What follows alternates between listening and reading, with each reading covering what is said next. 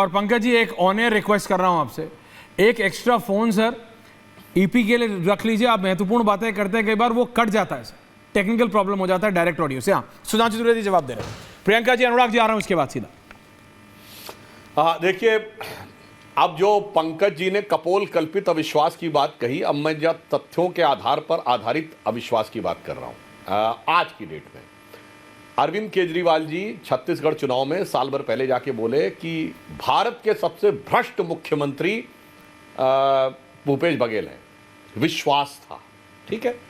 भगवंत मान से पूछा गया कि कांग्रेस पार्टी करप्ट नहीं है। नहीं, ऐसा कैसे बोल दूं। भगवंत मान क्या बोले, दिल्ली से पंजाब तक सबसे छोटी कहानी जो एक मां अपने बच्चे को सुना सकती है वो है एक थी कांग्रेस। ये विश्वास का सेतु था। अखिलेश यादव जी एक साल पहले मध्य प्रदेश के चुनाव में बोले कांग्रेस के लिए बहुत चालू पार्टी है भाई, और कमलनाथ जी बोले अखिलेश वखलेश की बात मत करो। ये विश्वास था एक दूसरे के प्रति। महोदय, ये तो मैंने सीधे सीधे बताया जो विश्वास आपको दिख रहा, पर ये अविश्वास आपको नहीं दिखेगा। आपको अविश्वास दूसरा दिखेगा। और आप देखिए कितना इनको विश्वास है अपनी सरकार के भ्रष्टाचार पे। वहां पे आता हूं जो सतीश जी ने कहा, अडानी के मामले पर जो यूएस कोर्ट में अटॉर्नी ने रिपोर्ट सबमिट की है, उसमें किन राज्य सरकारों का नाम लिया है? अधिकांशतः विपक्ष की सरकारें हैं। उसमें आंध्र है, तेलंगाना है, उड़ीसा है, छत्तीसगढ़ है और तमिलनाडु है। इनको कितना विश्वास है कि इनकी सरकारें भ्रष्ट है। मतलब अपनी सरकारों को भ्रष्ट साबित करके दिल्ली में बवाल करना गजब का विश्वास है। आपका कॉन्फिडेंस श्लाघनीय है, बिल्कुल सराहनीय है कि आप अपनी सरकारों को भ्रष्ट कह रहे हैं। अब मेरे ख्याल से उन मुख्यमंत्रियों से यह भी बयान भी दिलवा दीजिए, दूध का दूध पानी का पानी हो जाएगा कि कितना पैसा वो लोग लिए हैं। या फिर कहिए कि जो यूएस में कहा जा रहा है वो झूठ है, या फिर आपकी सरकार भ्रष्ट है। अब ये इसीलिए तो मैंने कहा कि विश्वास प्रस्ताव ले आइए। नहीं चल सकता। और मैं सतीश एक लाइन, सतीश जी और शांति से सर, आप तो वरिष्ठ व्यक्ति हैं, और सतीश जी शायद भूल गए कि पिछली सरकारें किस विश्वास पे चलती थी। आप पत्रकार हैं ना, तो याद है पत्रकारों का वीडियो आया था एक कॉर्पोरेट लॉबिस्ट के साथ, नीरा राडिया का, जिसमें पत्रकार कहते थे इस वाले विभाग ये अच्छा रहेगा। इसीलिए तो नहीं चली, उड़ गई। अच्छा, इसको नहीं मिल रहा, हम इसको दिलवाने का प्रचार करेंगे। वो विश्वास, अरे सर आपने बीच में मत बोलिए सर। और आपने कहा विश्वास का प्रस्ताव एक बिजनेस हाउस के लिए पारित कर दें, तो एक बिजनेस हाउस का भी उसमें वीडियो टॉप था कि कांग्रेस पार्टी तो अपनी दुकान है, वो मोहब्बत की दुकान की बात है कारपोरेट हाउस ने कही थी। और मैं पूछना चाहता हूं, जिस ढंग से आप देश पे आघात करने की बात करें, तो महात्मा गांधी बिरला हाउस में रहते थे, तो क्या वो बिरला को फायदा दे रहे थे? जमनालाल बजाज क्या महात्मा गांधी रहते थे कि नहीं? बोलो भाई, नेहरू रहते थे कि नहीं?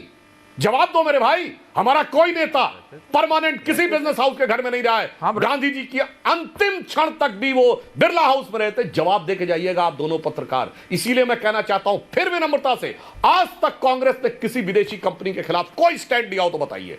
हर विदेशी कंपनी को इन्होंने डिफेंड किया है। 1984 में यूनियन कार्बाइड को डिफेंड किया, 1987 में इन्होंने बोफोर्स को डिफेंड किया, 1994 में इन्होंने हॉविट्जर को डिफेंड किया, 2006 में इन्होंने वोल्कर रिपोर्ट को डिफेंड किया, उसके बाद इन्होंने अगस्ता वेस्टलैंड को डिफेंड किया, उसके बाद इन्होंने हिंडनबर्ग को डिफेंड किया, उसके बाद इन्होंने बीबीसी को डिफेंड किया। अरे मेरे भाई, आप जॉर्ज सोरेस को डिफेंड कर रहे हैं। मैंने 40 साल का गिना दिया, 84 से 2004 तक। और चुनौती देता हूं, एक बार किसी विदेशी कंपनी के खिलाफ कुछ बोलो। हमने कोका कोला के खिलाफ स्टैंड हमने लिया था, विदेशी कंपनियों के खिलाफ हमने स्टैंड लिया था। विदेश वाले कहते थे स्वदेशी वाले हैं, क्या करें, आप तो विदेशी वाले हैं। इसीलिए विदेश के साथ मोहब्बत और देश में लड़ाई। अरे मार डाला दुआई। आ रहा हूं 10 सेकंड। सतीश जी आप कुछ कहना चाहते हैं? प्रियंका जी कमिंग। पहले उन्होंने बोला है ना जवाब। अरे इसी भाई देखिए, आपके इतने बड़े आख्यान का एक ही उत्तर है, भारत पर हमला है, ये विदेशी एजेंट है कांग्रेसी, ये विदेशियों कंपनियों के खिलाफ कुछ नहीं बोलते हैं। आप स्वदेशी के ध्वजवाहक हैं और आपको अटूट विश्वास है यहाँ के बिजनेस में और सारे लोगों में। इसलिए तो मैंने कहा कि एक विश्वास प्रस्ताव ले आइए। अब कहाँ गांधी जी के ऊपर चले गए भाई, उनके ऊपर कोई आरोप पूछो। अरे मौका मिलता है तो आप लोग के लोग तो उनके ऊपर भी सवाल उठा देते हैं। आप लाइए ना विश्वास प्रस्ताव। पंकज जी कुछ बोल रहे हैं, सबको लाइए। थे तो कितनी चीनी कंपनियां गुजरात आई थी, पिछले 10 वर्षों में चीन से आयात कितना बढ़ा है? आपका पूरा मेक इन इंडिया जो प्रोग्राम है वो क्या चीनी वस्तुओं के आयात पर निर्भर नहीं है? पिछले 10 वर्षों में चीनी कंपनियों का भारत में कारोबार कितना बढ़ा है? विदेशी कंपनियों की आप बात करते हैं, आपने चीन की कंपनियों को किस तरह तरजीह दी, किस तरह संरक्षण दिया, और दिखाने के लिए सिर्फ कुछ ऐप बैन करते रहे आप। ओके, दूसरों पर आरोप लगाना बड़ा आसान है। प्रियंका जी, आप क्लैरिटी से क्यों नहीं बोल देते? आपके नेता, आपकी तो राजनीति ही कांग्रेस के खिलाफ शुरू हुई थी, तो ये विश्वास अविश्वास का सिस्टम ही दूर कर दीजिए। बोल दीजिए that getting into India alliance was a wrong decision. बोल दीजिए। नहीं, अभी आपने दिल्ली में डिसाइड किया ना कि आप कांग्रेस के साथ अलायंस नहीं करेंगे, बिल्कुल सही डिसीजन है। ऐश्वर्या जी, जी मुझे मैम, जवाब बोलिए। देने दीजिए।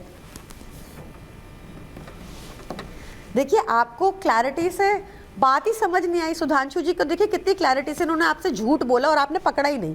उन्होंने कहा कि अदानी ने रिश्वत खिलाई थी अधिकतर विपक्षी स्टेट्स को, और उन्होंने 5 स्टेट्स के नाम गिनाए। आंध्र प्रदेश जिसमें एनडीए की सरकार, उड़ीसा जिसमें भाजपा की सरकार, छत्तीसगढ़ जिसमें भाजपा की सरकार। आपने उनसे कुछ पूछा ही नहीं, वो आपको पागल बना के चले गए।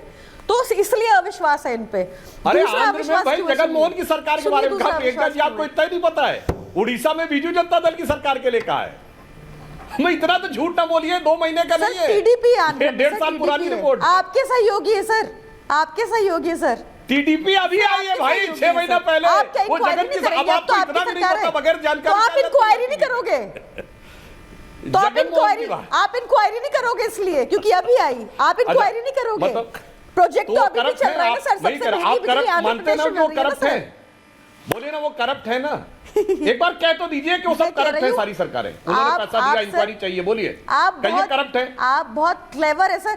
सर देखिए, मुझे लगता है सर, मुझे लगता है जो भी करप्ट होता है वो भाजपा में शामिल होकर साफ हो जाता है। शुभेंदु अधिकारी हो गए, छगन भुजबल हो गए, प्रफुल्ल पटेल हो गए, सारे साफ हो गए करप्ट जो आपकी पार्टी में शामिल हुए। बहुत सिंपल। आज सारे जो विक्टिम हैं या जो ईमानदार हैं वो जेल जाते हैं हमारे देश में, और आप एजेंसीज का दुरुपयोग करते हैं। इसलिए भी मुझे आप पे अविश्वास है। आप पे मतलब भाजपा पे। आपने पूछा एक स्टेट बता दो जहां महंगाई दर कम हो, 6 से नीचे हो। 3.4 लास्ट क्वार्टर का जो अभी रिजल्ट निकला है सर, आपकी सरकार ने जो जारी किया है, 3.4% लोएस्ट इन्फ्लेशन इन दिल्ली, सबसे कम महंगाई इन दिल्ली, क्योंकि यहाँ पे एक ईमानदार सरकार है। आपने पूछा जॉबलेसनेस, 4.8%, सबसे कम जॉबलेसनेस इन दिल्ली। आपके स्टेट्स हाईएस्ट पे है सर, उसमें उड़ीसा भी आ गया। जब से आप आए हैं उड़ीसा भी आने लग गया ऊपर। उसके बाद तो हरियाणा है ही आपका। बाकी साथ में मेरे पास कुछ मतलब अविश्वास इसलिए होता है क्योंकि आपको जलेबी जैसी बातें परोस देते हैं। सुधांशु जी जैसे बढ़िया वक्ता आज के हमारे आई वुड थिंक इंडिया में नहीं है, पर वो बहुत फाइन लाइंस के साथ बीच बीच में झूठ बोल देते हैं जो आप करते नहीं हो ऐश्वर्या जी। इस बात का थोड़ा दुख है मुझे, but at the same time अविश्वास इसलिए है क्योंकि आज देश के मुद्दों पर काम ही नहीं हो रहा। देश का मुद्दा दिल्ली में, हमारी दिल्ली अनसेफ हो गई है। अमित शाह जी सीधे तौर पर ही इज रिस्पॉन्सिबल, कोई क्वेश्चन ही नहीं करेगा उनसे। आपके सारे क्वेश्चन विपक्ष के साथ होते हैं, ऐसे थोड़ी होता है। If we want to run an effective government you have to question the government in majority. वो कीजिए आप।